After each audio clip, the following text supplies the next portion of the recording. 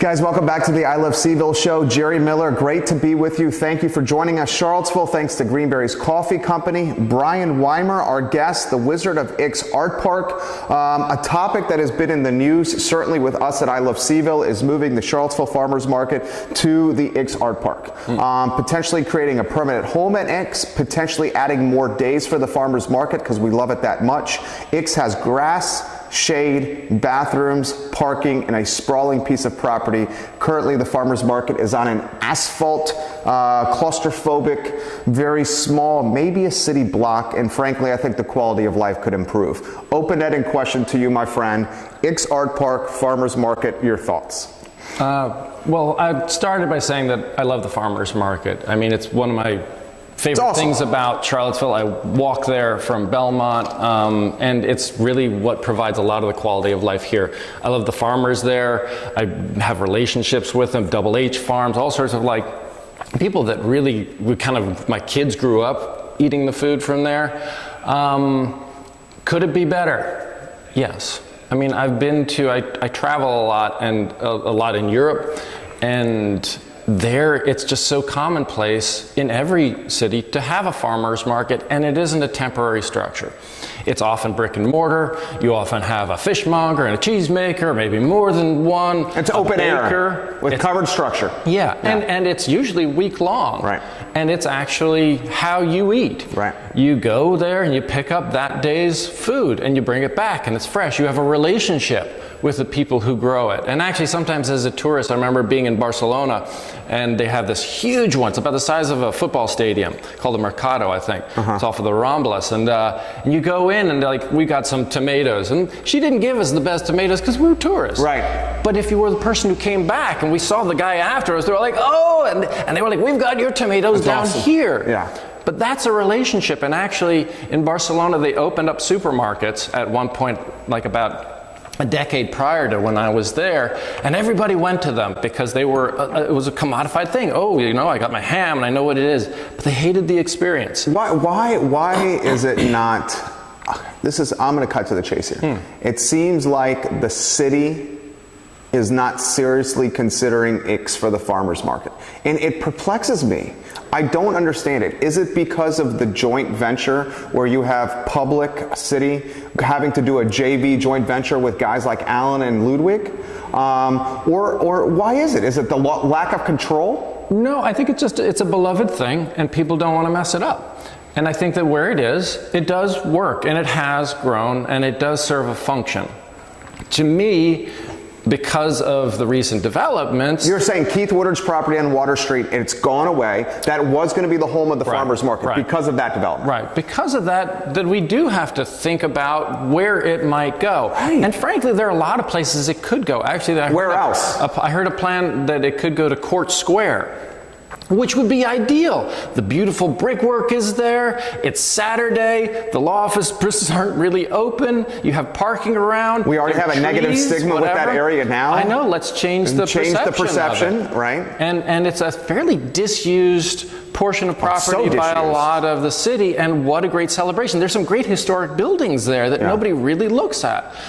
So for me, let's find a great place for it. And I think a possibility is Ix, because we have the infrastructure, and we can build around it, because if it's successful, we can do it more often. Hey, why not start building around? Why not bring in a baker? Why not bring in all these things? And then, to me, and I've worked with some of the VICFA, which represents some of the agricultural interests in central Virginia, but why don't we celebrate that? You've got like Polyface Farms, a stone throws away, over in Stanton, and they do some of the best organic chicken and eggs and whatever. They made the movement. Yeah. He's got books about it. Joel? He made the movement. Right. Yeah, and he's so close, and we're not celebrating it here. But, and we're in Virginia, man. We have great harvest, great growing season. We've got great, vegetables, fruits. Well, like right now, I went up to Carter's Mountain, yesterday and like picked a whole ton of apples. Just like, why are we not celebrating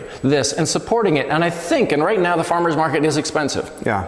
So it is not necessarily accessible to everybody. But He's saying it's expensive and not admission, but the stuff that you're buying at the farmer's market. Right. Yeah. I mean, the comparison in Europe when I was there, I mean, I was buying like a kilo of figs for $1. Right. Yeah. Okay, that's 50 cents a pound.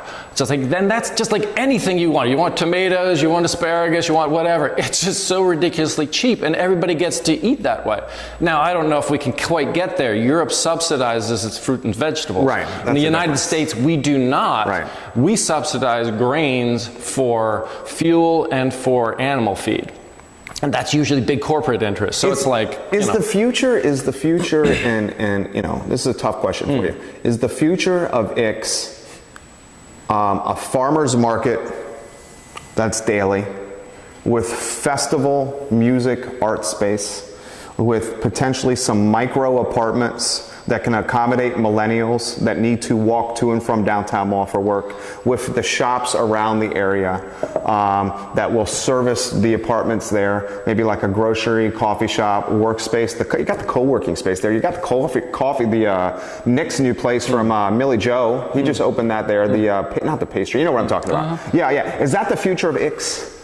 I don't know what the future of Ix is, but I think that because Ix is somewhat of a blank slate right now, it has a lot of different possibilities. Those possibilities will be fulfilled by whatever interests decide that they want to manifest there. And that is the duty of the citizenry, to support good ideas. You're saying the marketplace will determine the future of Ix. What the marketplace commands and demands will determine the future of Ix. And the marketplace, as we know, is also manipulated by marketing, by all sorts of things. So part of it is to get the messaging out about what it could be, and not to try to necessarily lead the discussion in terms of planting the idea of like, you want this. That's what advertising does. Yeah. It's to say, what do you want? And in a basic way, because people can say, I want a car. It's like, well, what you're trying to say is you want to be able to get access to something. Right. And if we said, well, what if we brought it to you, and you didn't need that car? Because a car, here's actually an interesting example. My kid, my youngest daughter goes to CHS. And she's in early morning classes and volleyball afterwards, so I have to go drive her every day back and forth. But that's the assumption, is that everybody's going to drive there. And parents will even say, oh, well, life will get so much better when she gets her driver's license. Like, that's not the solution. The problem was that they moved the high school outside of walking distance. It used to be right down here that everybody could walk to. There are metrics that say that within a mile radius, everybody can walk to the school. And they changed that, and they made you dependent upon something else. So to me, it's to change that paradigm, because the Ix property is so local and so central, is to say, let's bring all those services to the people. And what are those services? That's access to food, that's access to childcare, that's access to education, healthcare, all those things. Let's bring it to there. And to me, it's sort of, Ix is a possible laboratory for the best possible solutions, and that includes energy. Say, well, and I've been trying to pitch this to the property owners, like, what happens if we just cover this thing with solar panels and whatever, and generate all the energy that it needs, and even the needs of the surrounding communities. And you can more and more the possibility of doing that. And it's like, wow, so all of a sudden we're not dependent necessarily on some outside source of energy. And then you get into, well, maybe you don't need a pipeline. Maybe you don't, you sort of start to resolve a lot of the other things that our culture is facing. Totally get what you're saying. By infrastructure. I think, and I'm gonna throw this to you as we close, because I want to ask you some rapid fire questions here. I think the future of Ix is the south end bookend of the overall downtown SIE corridor. Okay, I think the Ix is going to have micro apartments that are 5 to 1,000 square feet to accommodate millennials that want to walk to and from downtown mall jobs. I want to actually, before you complete that. I know that terrifies you, having the apartments on site. No, it doesn't actually. And Oliver Kuttner, who is Ludwig Kuttner's son, tried to do that over at the Glass House area, and they denied him his application. I think he paid $60,000 just to get a permit to put in micro units. They denied him that. He lost his money, and I think he came back. I think this and he is said the he'll story. never do Charlottesville again, and says focused on Lynchburg. Well, yeah, he did that, but also within the things he said, well, what if I did luxury condos? And they said, sure. Right. Well, the reason they want the luxury condos is because of the tax back end. I understand how that sort of, and that sounds like trickle-down economics. Right, that totally is what it is. But if you had like the you totally get it. If you had the micro apartments on Ix, you would have, remember what it was like when we were before kids, when we were in our 20s and early 30s, we could go from work to happy hour, from work to meet friends at the restaurants. We would stay around and shop at the shops around our work. You know, that's what the market wants. I think so. I think, but it gets a little wonky because I think they have to rezone. I don't think they're zoned right now for residential, but they're trying to get into a different sort of zoning that actually is very tiered and according to the needs. Like right now it's kind of rigid, and actually there was a point, the reason why the farmers market isn't there, and I had applied to do it before, was we're not zoned to have a market. But you had Fleaville. Right, but Fleaville was one thing, but if you had, according to the regulations, one farmer next to another, that constituted a farmer's market, and all of a sudden you had to have a rezoning. We would have to pay to like change the laws and whatever, and I was just like, so this is never going to happen. Right. So some of I hate that bureaucracy. Well, the bureaucracy is necessary for a lot of things. I get it, but not that though. And the bureaucracy is what put the $50,000 in additional taxes on the area that I'm working with. Yeah, put that in perspective, guys. The Ix Art Park is being, I think it's ridiculous. And then we'll close on one other question for you. Right. The Ix Art Park is being absurdly taxed based on what it could be and not what its current usage is. And again, it's within the absurdity of the life and the culture that we've accepted, because those are the laws. And I can't blame any individual and say that person is being mean to us. But right now, they're taxing us as if we have luxury condos. They're almost encouraging you to do this and scrap the culture that's being built at Ix. Well, that's what happens, because it slides down to me, because when the city taxes the property owners, then the property owners pass on those fees to me, and then I'm like, oh, well, now all of a sudden I have to generate an additional $50,000 worth in revenues every year, and we're trying to make it accessible and free. Right. So that doesn't help.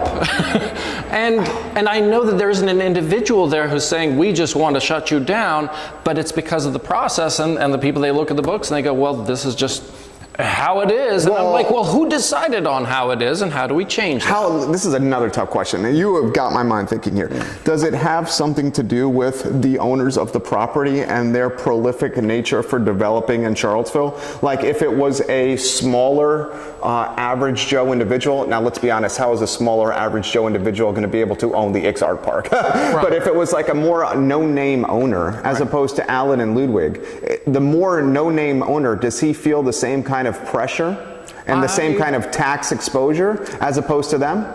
I don't know, and it's my suspicion that those other people are being taxed in that way. And they totally are. You're totally right. And to me, it is a question of how a city works, where it gets its revenues from, what its focus is. And actually there are variances in real estate assessment that can look at how a place is used and its social value. We don't use those metrics here, and it's very rarely used, but there are communities and cities that do according to this. And they say, and actually it's sort of like if you want like a migratory stopping path for geese or something like that, you might say, well, that has a different value, so let's not develop this section of woodland because it has another value. Here, some of it because of where we are in Charlottesville and in Virginia and all of the laws and how they're all interrelated and where that legislature is written. Yeah. But we're stuck in a place that we're stuck with a $50,000 tab that I'm still trying to figure out, and it's going up too. That was just what it was recently assessed, and it's going up and up and up.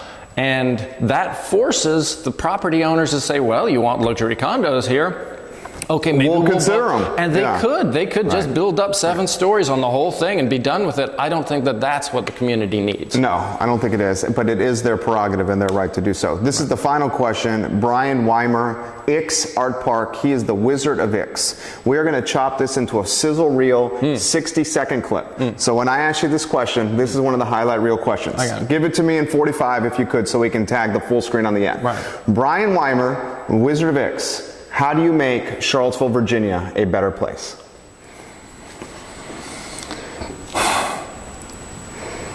Since you're going to edit this, you want to do it again? Yeah, just let me figure out my pithy answer to it. Because I know you have some good thoughts here. So we're still rolling. This will be in segment 3. Right. We're going to give him some more time to think here. He's going to have a really good answer. This is a sizzle reel in my business. A sizzle reel is kind of a collection of highlights here. We're going to put this on our IG. People are going to see it. I really am curious here. So here we go. My friend, Brian Wimer, the Wizard of Ix Art Park. How do you make Charlottesville, Virginia a better place?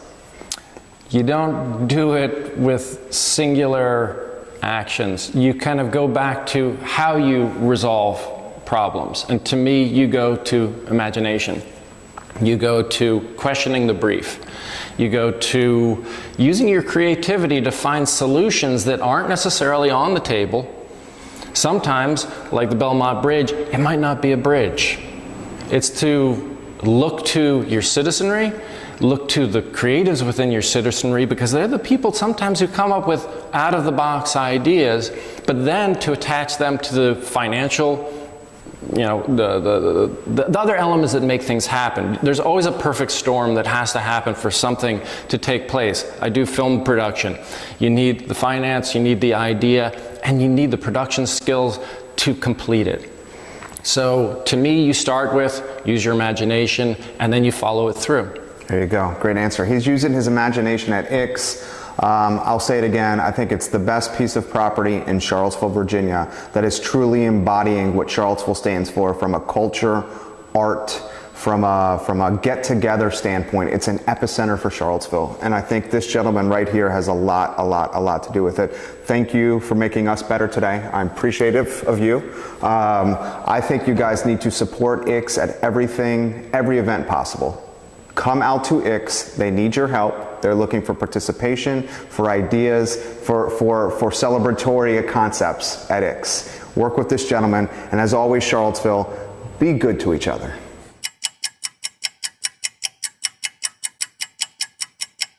Interstate Pest and Service Companies have proudly served Charlottesville and Central Virginia since 1969. Our grandfather started Interstate Pest Control with one truck. Today, Interstate is your pest control, mold remediation, and home renovation specialist. That's right, guys. Interstate will get the ants, mice, stink bugs, termites, bed bugs, and mold out of your house, apartment, or office space. There's no job too small for Interstate. That's right, Daddy. Interstate is a home's best friend.